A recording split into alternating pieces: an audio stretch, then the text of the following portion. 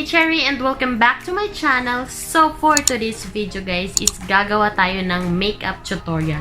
So, basic lang po ito, guys. Gagawa tayo ng makeup glam. So, for beginners, perfect na perfect ito para sa inyo dahil sobrang simple lang. Dahil mas better, guys, na kahit papaano may kaunti tayong kaalaman sa pag-makeup dahil kapag merong mga event, so tayo na lang yung mag-aayos ng sarili natin.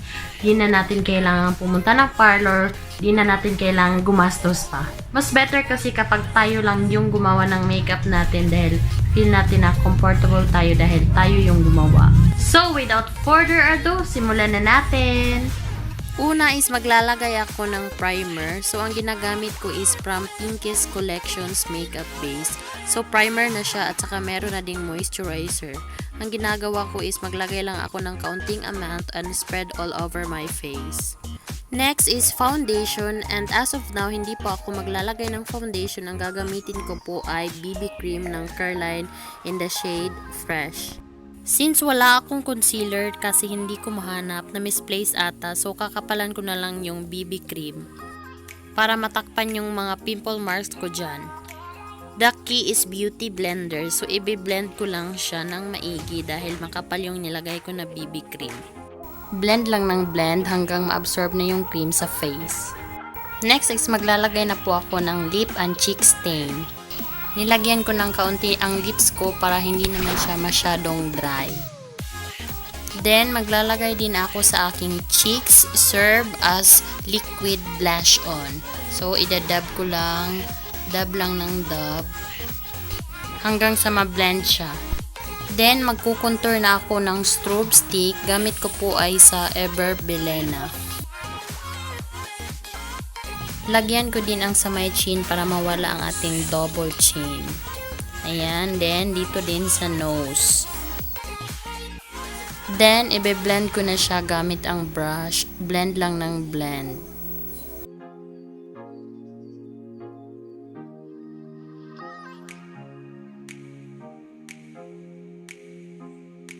Then, gagamit naman ako ng small brush para sa aking nose line. Then, isiset na natin with powder. So, ang ginagamit ko po ay ang Maybelline Clear Smooth All-in-One.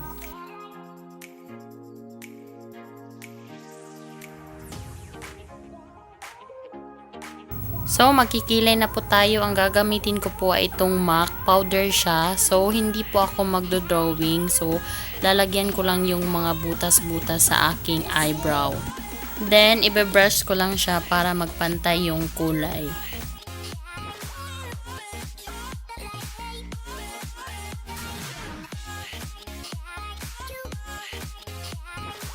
Next is eyebrow gel from Nichido. So, lalagyan natin ng eyebrow gel para magstay yung ano natin, eyebrows.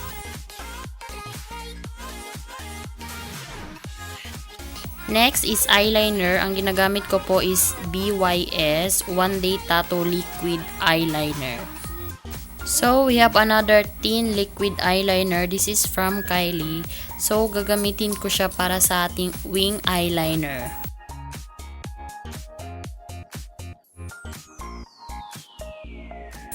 Then, gagamitin ko naman itong BYS para mabuo ang ating wing eyeliner. So, next is mag-eyeshadow na tayo. So, ito po yung palette natin. Nabili ko po ito sa Shopee. So, mura lang ito. More than 100 pesos. So, ito po yung ginagamit na palette ni Miss Universe 2018 Catriona Gray.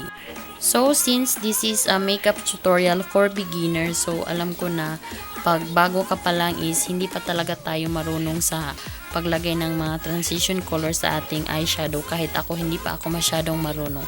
So, ngayon is bali dalawang eyeshadow lang yung ating gagawin. Pinaka-importante sa lahat is marunong tayong mag-blend ng ating eyeshadow. So, i-curl na natin ang ating lashes. Hindi na tayo maglalagay ng false eyelashes dahil ito ay simple look lang. Next is eyeliner. This is from Avon. By the way, ang inuuna ko talaga is liquid eyeliner bago ako maglagay ng eyeshadow. Next is mascara. This is from Avon. Huwag kalimutang lagyan ng ating lower lashes.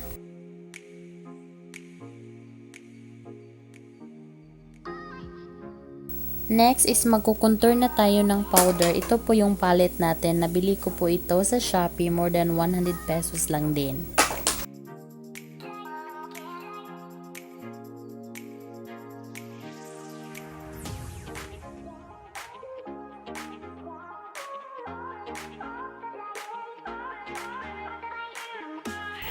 Then, mag-blush on na tayo. This is from Nichido.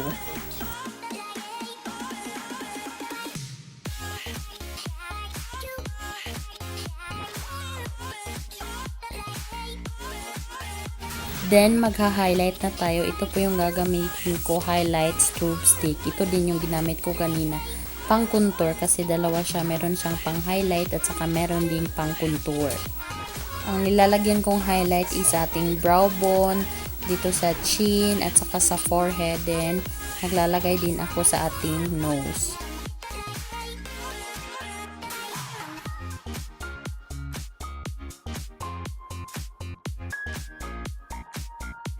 So, last but not the least, so lipstick. Ang ginagamit ko is from Avon in the shade Metal Rose.